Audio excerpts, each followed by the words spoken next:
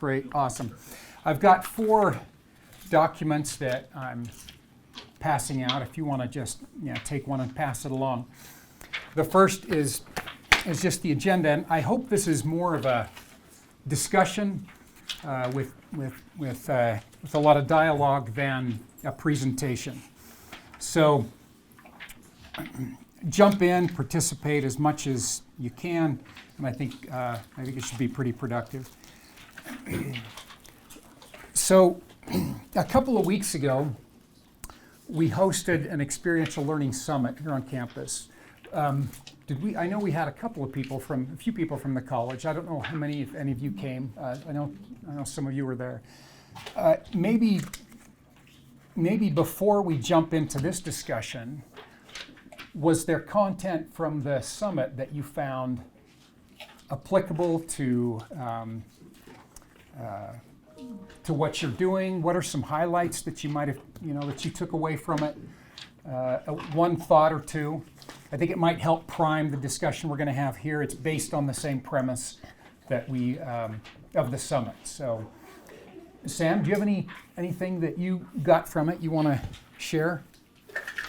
Well, I like how we got a variety of perspectives on what experiential learning is from the president, although I missed that talk, and to our other keynote speakers. And so I think maybe think about what experiential learning is and what it could be, and how we can widen the work that we're doing. Okay, great. Anyone else? What other thoughts? Did any? Yeah, go ahead. I walked away from that thinking I'm a terrible teacher.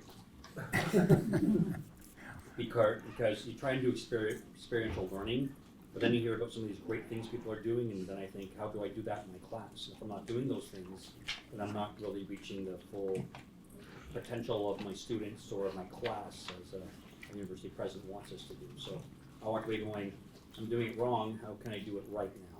Okay. What are those strategies? So that was my takeaway, was more introspection on what can I do better.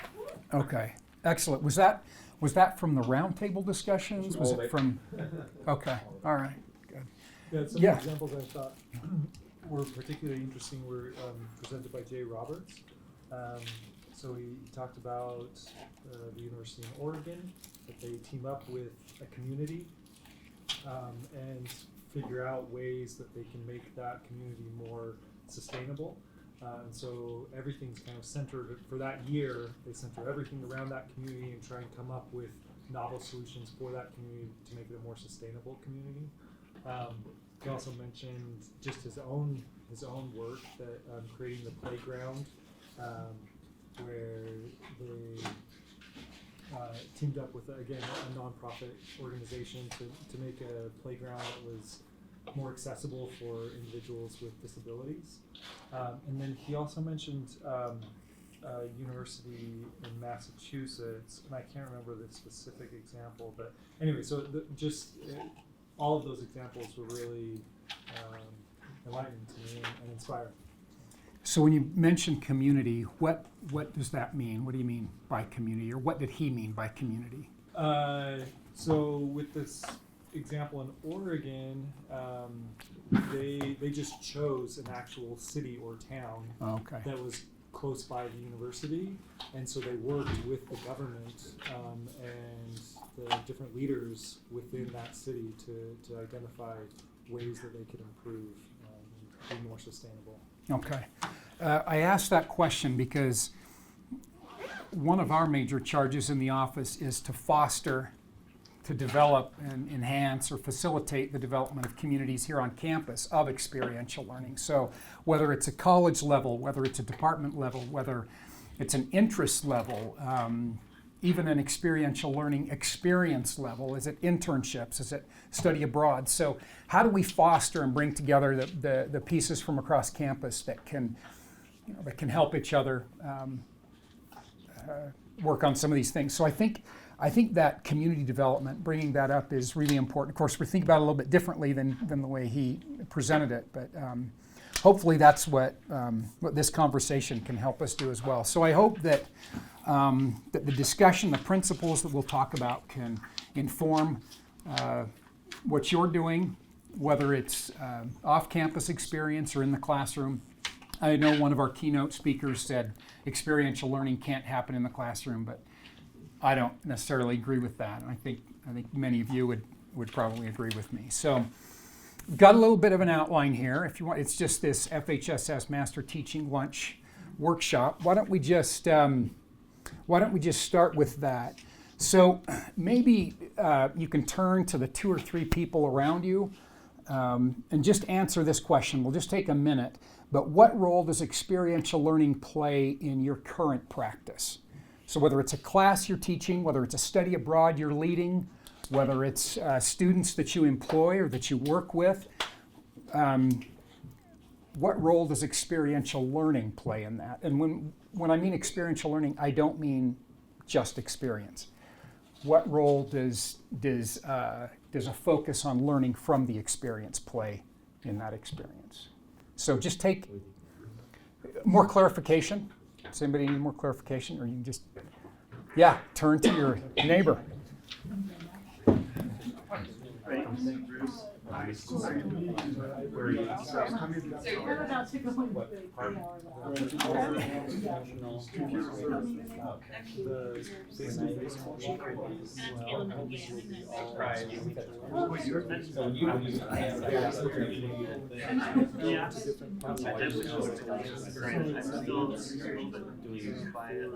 Yeah, we do.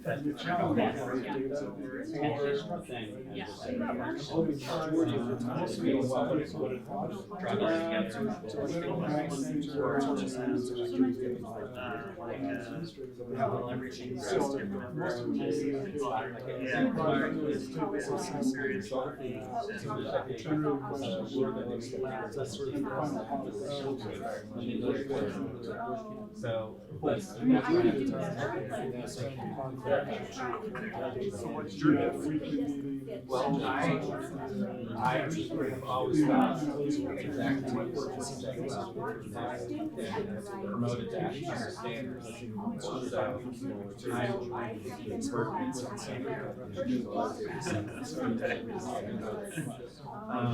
Especially inspiring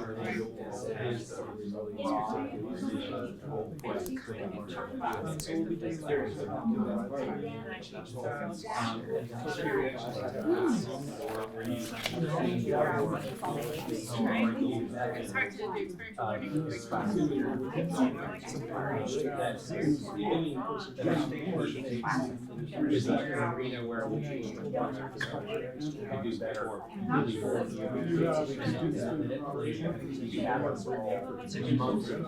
Many methods we but he also said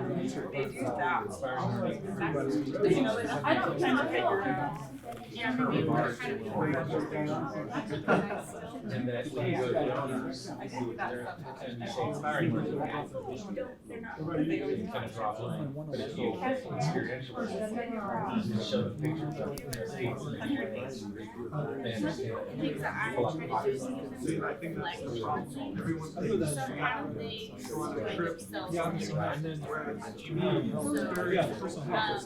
start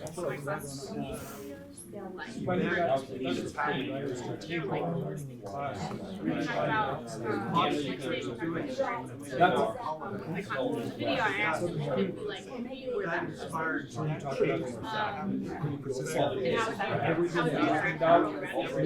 mean,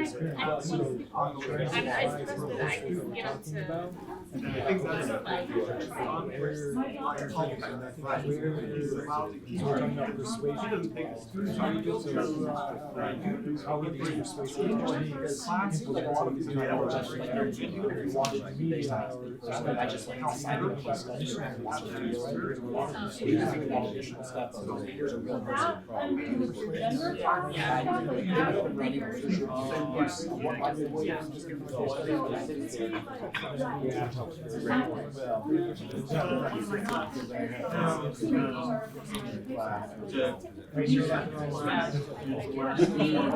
Well, let's wrap it up, folks. So maybe another 30 seconds, and then let's come back. So I really try to. They don't necessarily have to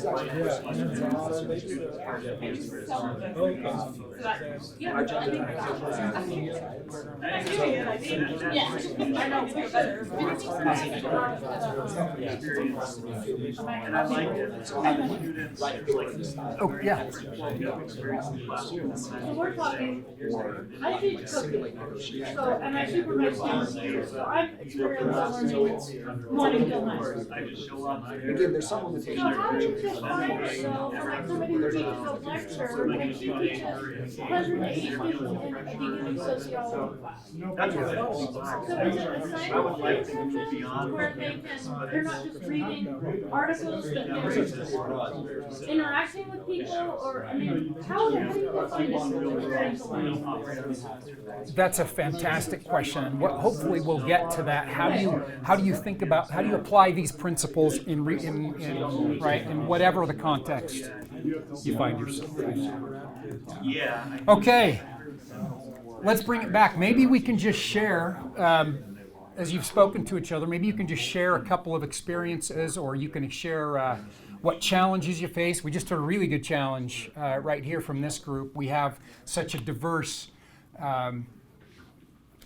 set of venues or places that we're trying to provide experiential learning, whether it's students cooking in a lab or 150 students in a lecture class, or so that's one challenge: is how do we come up with practice or principles that can be used across applications or across delivery venues for students. What other challenges did you identify in your groups, or have you been able to see in your practice? Can we mention one quick that goes back to your discussion at the summit? There's still some confusion about definitions in terms of at least the larger, from the university's perspective, relationship between inspiring learning and experiential learning, and Worthen did address that very explicitly. Do you have a take on that, or I have a take on it, but yeah. Well, let's hear your take, Frank. Well, he addressed it in at least a couple of ways. One was very explicitly to say, look, inspiring learning is simply my term for the kind of learning that BYU can offer as a unique institution. And then just the whole pun thing, right? So it's his distillation of the aims of a BYU education, right? Experiential learning is one mode of achieving those ends that is grounded in experience. So, but he has chosen to absolutely emphasize experiential learning, experiential education, as a focal point for fundraising, and he acknowledged that this is something that donors can apprehend in a way that they can't really wrap their heads around inspiring learning, and that can be defined, despite the challenges, as a discrete arena, right, of educating. So I don't think there should be any more confusion about it. Just we focus on experiential education as the sort of initiative, and inspiring learning is, what we're doing every day in every way. Yeah, thank you. That's more than I would have been able to share, so I'm glad you spoke up. Either thoughts about or questions about what Frank just said, or other challenges, or what you see in how you're currently doing experiential learning, how it's currently engaged in what you're doing. Yeah. So just a couple thoughts. One thought is I tend to like experiential learning, trying to figure out a way to do it in the classroom, because that's a way that I know all the students can feel participate in. It's not costly to them. It's not an extra thing if they have jobs. So bringing it in the classroom helps me feel like it's an equitable way for me to give students an experiential learning opportunity. So that said, as I think about how to move experiences outside of the classroom or the campus context, then it's a challenge because people on campuses know what to expect from students. They work on semester time schedules. They, have the kind of right expectations, and so there's a little bit of a challenge in sort of taking up experiential learning opportunities that I can orchestrate on campus and moving those into the community, which is like a great idea, but there's some kind of obstacles in that. And then I'm also aware of some of the research, which I don't want to be in a position where I am, where community members are providing a service to my students in the name of me providing them the service, right? I think there's always a challenge that they can backfire. So those are some of the things the obstacles that I face when I think about getting my students more involved in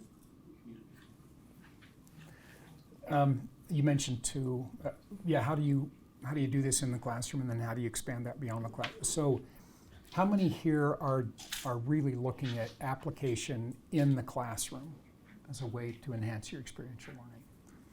Okay, and then there's some of you obviously that are looking to reach out, do something maybe outside of the classroom as well. It's sort of both. I know what Curtis does, to kind of take a class and have a project on campus where they're all involved in doing the research for the library or something like that. And in some ways it's almost like mentored research because the whole class is engaged in it. And it's a terrific way of learning how to do qualitative research, for example. Right? But you could also do that with a little team of students, and it's part of your own research agenda, not part of their classroom experience. For another purpose, not for the library, but for the research agenda. The actual things the students learn might be very similar. Because in both cases, they might be learning qualitative research methods. In one case, it's towards a publication for you, and the other case, it's for an internal report for the library. But their learning is pretty similar. So to me, both those ways are reasonable ways to do it. In the class, part of the class, part of my research agenda. And then there's also entirely discrete programs, right? Whether it's internships or study abroad, so you're approaching it from a program design. Field school. Field school. Does it have to fall in a category, or can you just kind of blend? I think most programs on campus are blended, actually. Or many of the programs on campus are blended. We might give them a title like study abroad or an internship, but no two are really alike. Frank, you've had experience with the ISP committee, and just the times we've spoken, even just in study abroad alone, there's so much diversity there. Is that what you're asking? Is that No, because so what I'd like to do is take some students and finish some work that we've started with this text analysis and stuff, and there's a lot more that I could do with it. And it doesn't benefit me because I'm not going to research or publish it, but it will benefit them to learn data science tools and methods. And they'll learn these languages, but they're actually producing something that's going to be used. So when they do finish the project, they've got something they can show for it. And the students who've worked for me have told me when they've gone for their job interviews that made it for them to get the job, and they're starting at $100,000 as undergrads. And I'm just thinking I could multiply this, to several students a semester, but I just don't know how do I navigate that. how do you help me understand the question a little bit better? How do you navigate? Well, it's not a class. Right. I'm taking them and using them as TAs. We built a tool and we've shown it around so CTL and other faculties use it and stuff. But there's a lot of other tools or methods that we'd like to develop and share, clean up data and stuff that the universities unfortunately have very poor data. I'd like to clean that up so that we can actually do some good analysis, automate a lot of that analysis, and build the machine learning or the AI stuff. If you were connected with a faculty member, though, in information systems or something like that, and they're sending you students, and they get internship credit for it while they work for you, there is a way to sort of make it more systemic, more Right. formalized rather than just. And I'm an advisor for the data science club on campus, so I have access to all of those guys. And I have told them, here's a project like political science needed a scraper to scrape all of the government websites in South America. So I gave him David, and he did that in a week for them, so that they had about 300,000 email addresses so they could survey the governments of South America for the research. But, but he got paid for that, but I think there's a lot that could benefit just from the experience, whether they're paid or credited or whatever. Although, just to piggyback on Ben's point, from my perspective, somebody oversees both funding for experiential learning programs and activities, and also approval for program proposals like Study Abroad and ISP or SAGE committees. I think classification is extremely important because we, experience for its own sake, even experiential learning, I don't think we are interested in. We're interested in experiential education. Like, that's our value added. So lots of students have experiences and they learn from them every day, right? But Stub your toe. exactly. So what role, what is our value added without a system, without a curriculum, without a design experience, right? So whether it's providing funding or approving things, it matters that it's attached to something, right? Some kind of institutional mission. The easiest way to put this is outcomes, right? Things, the things we're providing, the experiences we're providing need to be attached to outcomes.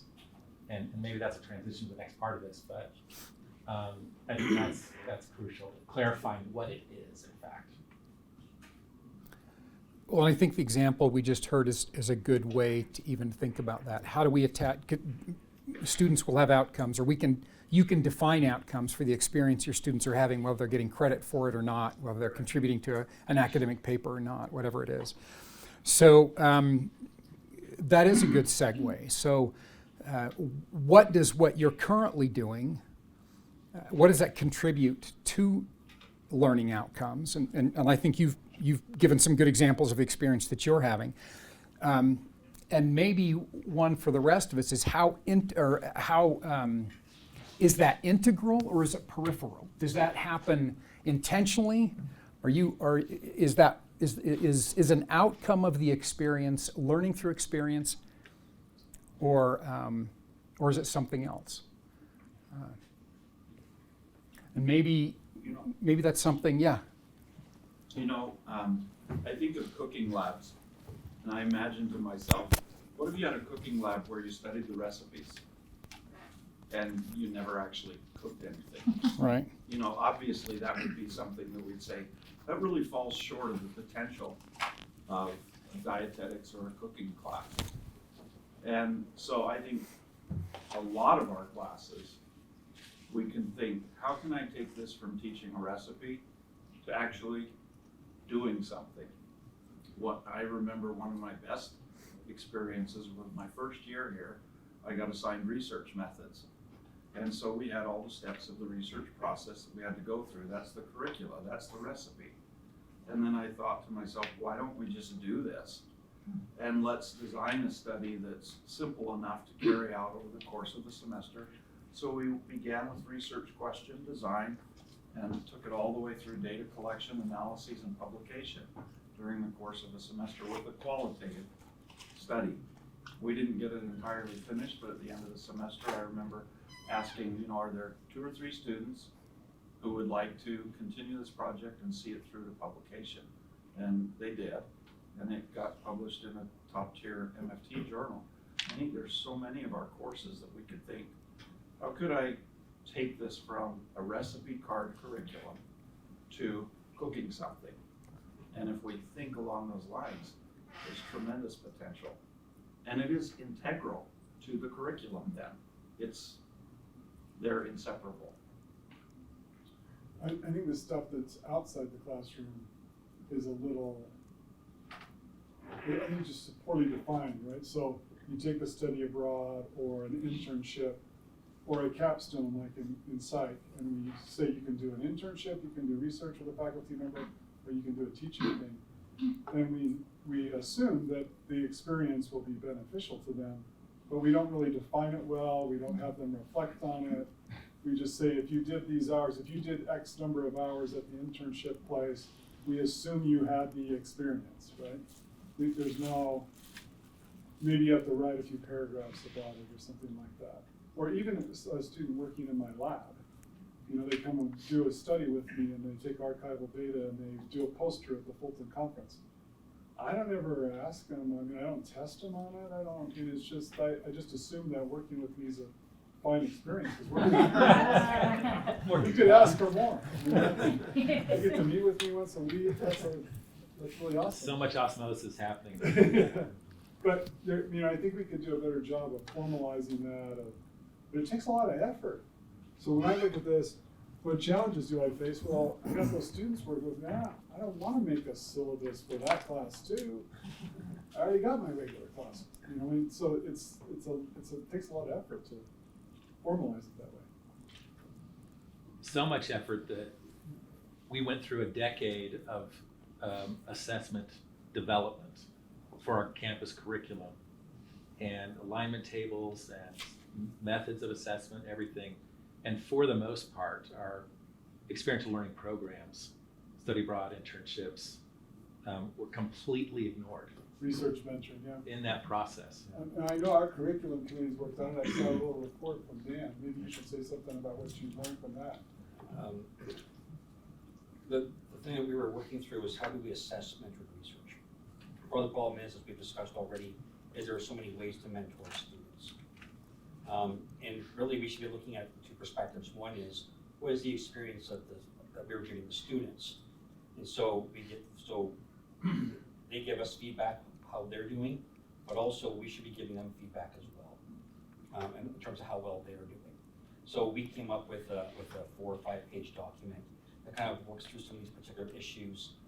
LSU and Wisconsin have come up with ways in how they measure the mentor-mentee relationship. So if you want copies of that, we can send those to you. But again, President Worthen is saying, we want this to happen. And my understanding is it may even be written into some of our tenure documentation. And we're going to have to show that we're not just doing it, but we're being successful and effective at what we're doing. But you're right, how do we actually measure and quantify that? That's going to be the real challenge in the future. Yeah, that's the challenge, and that's the international challenge, the national challenge. As I've talked to Jay Roberts, guy who came and presented, universities are dealing with that everywhere. It sounds like I'd love to see by the way, if you wouldn't mind sending me the stuff that you have, that'd be great. Well, I think that leads well into number 3 there. And this is simply a model. There are, your college and you and your departments and your programs are going to come up with, I think, some pretty effective ways to assess those things. But I've provided a model here that's now adopted here at the university. It's got the little spiral thing on it. Maybe we can just go through those briefly. And this doesn't address the assessment issue, but it does address a learning principles issue, or principles that you can use to think about how you're going to evaluate the experiential learning. And we've organized them around 3 ideas. And this is a knockoff of the Kolb cycle. I don't know how many of you are familiar with David Kolb. He's sort of the father of experiential learning. And he came up with a cycle. This is a simplified, I think, much more intuitive and effective and transferable way for us to think about it here at BYU. So we'll start with intention really quickly. That experience is approached with purpose and forethought. So this could, I think we need to ask, or we can ask students in a large lecture course, what's their intention, right, for the course? How involved is the student in planning and preparing for the experience? Do outcomes include disciplinary skills, professional competencies, and the inspiring learning process? Number 3, how closely aligned are the desired outcomes with the activities planned for the experience? that is a way to assess outcomes. Integration. Apply knowledge to experience, regularly evaluate intentions against the experience. How are students incorporating disciplinary learning, competency development, and the experiential learning cycle? Does the learning environment afford opportunities for application? And do students have access to mentors or others who can guide them through the learning process? And then reflection, and this is the most important part, articulate learning through a formal process. Another way to ask, or another way to frame that is, does learning occur if it can't be articulated? So it's really important that we have that articulate piece there. Identifying what was learned and how. How do students reconcile initial expectations with the actual experience? How do they demonstrate and articulate what they've learned? And then can they translate new knowledge to different situations, environments, or topics? And how will that shape their intentions moving forward? So can I say Yeah. something about the reflection? We had our whole National Advisory Council meetings on that, sort of that topic last year, because of the experience that one of our National Advisory Council members had interviewing one of our students. And it was a geography student that had worked in the mapping lab downstairs. And they'd spent all this time working on maps and doing a bunch of stuff. And then they went to interview with a company that does GIS. And in the interview, they never even mentioned the fact that they had worked in the mapping center for that whole year and done all these projects. And the guy they ended up hiring her. But they hired her because he knew about her experience and had talked to her when he was here on campus visiting. And was just astounded that she never recognized that this experience here at the university was relevant to her job interview. Right? And I think that when we talk about it, like missionaries can't articulate the value of what happened to them in that 2 years and what it means for their current lives and how that might be useful to someone. They can't do it either. They can't do it with an 18-month or 2-year experience. How do you do it with a semester-long internship? Somehow we got to figure out how they can really understand. Well, I worked with the faculty member in their lab for the last 2 semesters, and it means this about me. Somehow it means this about me, because they can't do it. I would say that students are having experiences all the time that are relevant. They simply aren't aware of how they're relevant and how to articulate them. So a lecture class. A student should be able to say how that is applicable outside of the lecture, right? This articulation piece is what we're finding is the most difficult for students to do. And what we're talking about largely is a disconnect for students between course level outcomes and program level learning outcomes. So we can put on our syllabi that critical thinking is a program level outcome, but students don't know what that means and they're not sure how to. I was just making a classroom presentation earlier today, and I asked the students to tell me if they're learning critical thinking. And none of them could tell me that they're learning critical thinking, and they're so how closely connected, or how are we helping students connect this discipline-specific outcome to program or general learning outcomes? That's very much a part of this articulation issue. And when students can articulate it, they understand its value. It forces them to think through that. Yeah. Can you give some examples? I mean, Ben was saying, someone has an interesting experience, they write 2 paragraphs about, that's like the only example that comes to mind. Like, how else do you get someone to reflect on it other than saying, reflect on this? What did you do? Yeah, right, So right. I'm just curious if you have other, I mean, I don't know if you or others, just what other forms could that take, the reflection part? There's a professor who runs what's called the Provo City Lab, over in humanities. I don't know how many of you are familiar with Jamin Rowan's program. But he organized a class around working with community leaders on community problems. And these are neighborhood chairs. In Provo, those are somebody that's sort of elected from their neighborhood to represent them, and they work with city council and other entities at the city. So the purpose was to help these students do this and develop through this process professional competencies, the ability to communicate effectively or to think critically. And his entire curriculum was sort of based around teaching students this as part of the experience. And at the end of the semester, the final included a mock job interview where they had to articulate those skill sets that they developed.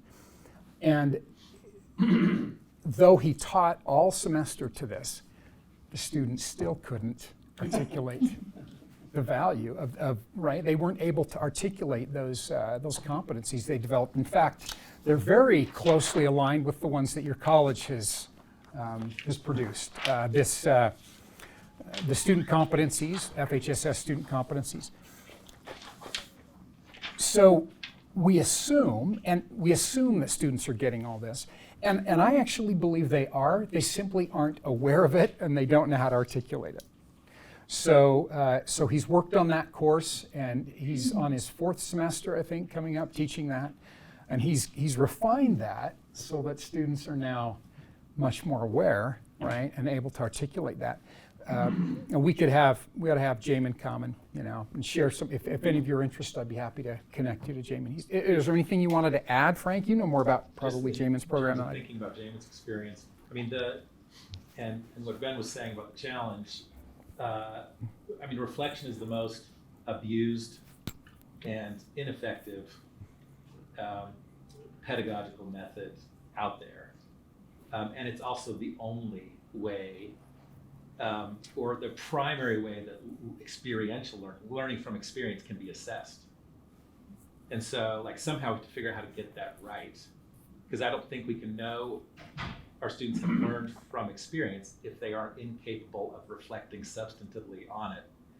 But the only way you can have effective reflection is if you have effective intention and integration. So the whole cycle has to be in place all the way through. They have to have a framework of intention going in, and then they do have to have content. I mean, this, what's so great about what Sam and company have done and what we've tried to do in our college is that this is the substrate of outcomes, essentially, the competencies that every student should be able to, every FHSS student should be able to get from an FHSS design experience. And if the students have an intention to foster these competencies going in, they'll be able to think about their experience relative to them and, at least demonstrate understanding of the competency in context. And if they can do that, you can measure. I mean, you can do content analysis. You can say, here's your formal reflection. I can see that you know, what it means to produce solutions relative to your experience, right? So that, I think that's something we have to put a lot more effort into understanding how to integrate this into our curriculum. Curtis, like when you do your class and you go do a group project, can they say what they learned from doing it at the end? I tell them what they learned. I mean, I think they feel good about that.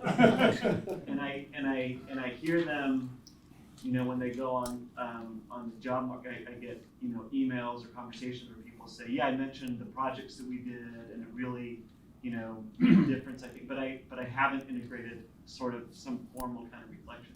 But this has given me ideas for how I could, but yeah, it's always been kind of a mystery to me, and I haven't done a great job with that. Okay, so years ago, I don't even remember how long ago, but we were curious where students come into our foods lab and where they feel when they're done. I mean, it was really simple, but we just came up with, like, on a scale of 1 to 10, it was like a pre-assessment and a post. And there were like 10 things. You know, how comfortable are you with knife skills? How comfortable are you reading a recipe? But I'm thinking, you know, I mean, it could be, you know, how comfortable are you speaking with a government leader? You know, how with a city council member? I mean, it could something like that, a scale of 1 to 10, and it was kind of like, you know, I mean, it was more than for our gee whiz file, but it was like, oh, okay, like we did it on a spring term. I mean, but we were just curious, you know, how comfortable do they feel when they come in, and how do they feel when they leave?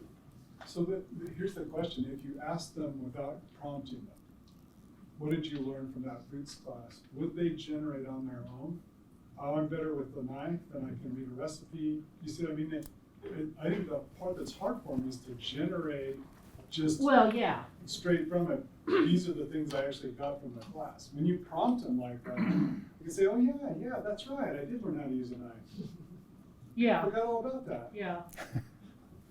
But isn't that important to help them understand that? Sure. And because we really don't emphasize learning outcomes, it's just the byword that we have to do. And that's what I mean, if you really just out of curiosity kind of wanted to know, how do my students feel about, you know, this skill set at the beginning and how they feel at the end, and you know, you could discuss it. As a form of indirect assessment. Uh-huh, yeah. But just to underscore, Ben, that idea that they struggle with generating, I think if we like take seriously the mandate to be experiential educators, we would see that that's the actual holy grail, the thing we're trying to train them to be able to do, which is to be generators or translators or narrators of their learning from experience, so that the cycle, intention, integration, reflection, those are actual competencies. Like if our students have had a good experiential education, they graduate more intentional and more reflective, right, as people. Yeah, that makes sense. The way I frame it with the students that come in and get some sort of mentored research experience is I send them the link to this document, and then I have a bunch of pre-med students. So I have, from the pre-med office, there's these competency document that they send me.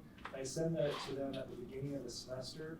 The way I frame it is I say, I'm going to be writing a letter of recommendation for you at the end of the semester. I want you to choose 3 to 5 of these competencies and link them to concrete activities that we're doing during the semester. So they're essentially writing their letter of recommendation for me, which I've written a couple dozen this semester. And so it's been really helpful just for me to go and copy and paste and revise that. That sounds like intention. That's really great, yeah. That's yeah. brilliant, yeah. Well, and students understand this beforehand, right? That they're going to be writing, that's like intention, that it's, the yeah. thing that I want them to do over the semester. And they know that Exactly, at the yeah. beginning. So I send that to them very first week of the semester. I think one of the challenges too is that we're kind of talking about an end of the semester kind of reflection, but I wonder if there's more intentionality throughout the semester Mhm. and a personal connection for the student with the concepts, then I think at the end they are better able to articulate and generate that understanding of what they're learning. I work with students who are trying to do therapy, so it's a little bit different reflection, but if we, you know, at the end of the semester kind of look back, they struggle to kind of look over the whole semester and say, what did I learn? But if we can, you know, meet with That's them right. periodically and be intentional on that part, then I think they are seeing kind of progressively how it's all coming together. Ideally, that cycle is built into the course so that it's happening repetitively. We want to be able to make adjustments partway through a course based on our reflection that was not aligned with our intention, or right, or how do we adjust that intention based on what we learned through a reflection in during the, you know, whether it's a course, whether it's students or, I mean, how most students or most of us, right? We all go through a once a year. Well, I don't know if all of you do. You go through a review process, and full-time staff and administrative employees do as well. But are there many cycles happening where a student is asked to say, where are we now? I think that's a really, really good point. We're about out of time, so I want to introduce this right here. It's the final sheet to look at. These are experiential learning outcomes.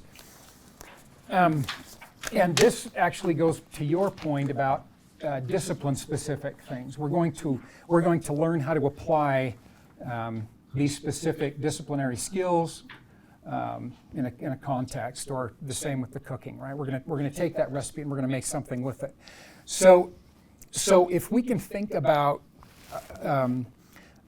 outcomes of experiential learning, not specific outcomes of the program, but what is an outcome of experiential learning? These three at least provide, I would say, a way for you to think about what experience the student is walking away with. Is it strictly discipline specific or industry specific? Is it, do they understand, are they developing competencies that are applicable across, right, many different environments? Or finally, and I think this is where we get to inspiring learning, have they developed, or are they learning at least a process of continuous learning, where they can learn from and apply experience to many different places?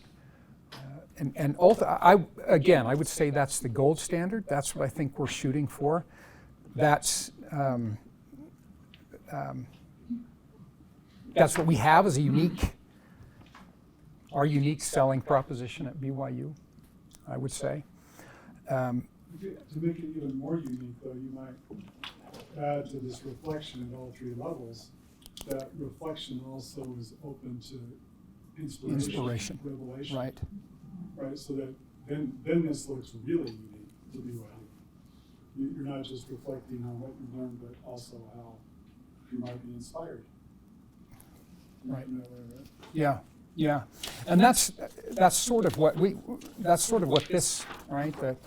It's this cycle. If we're constantly doing it, that will lead to inspiration. So, other thoughts? I know some of you probably have to go.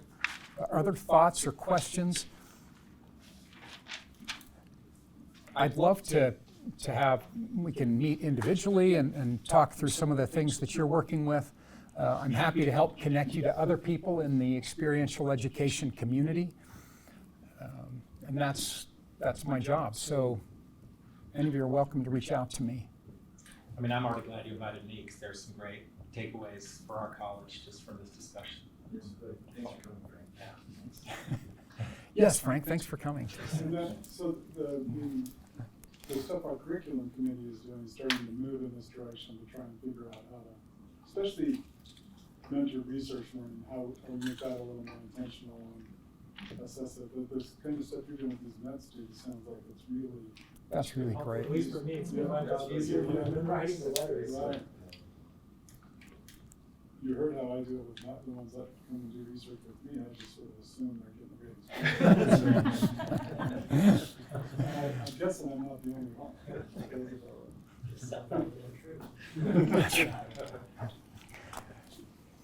Thanks. Thank you. Thank you. I mean,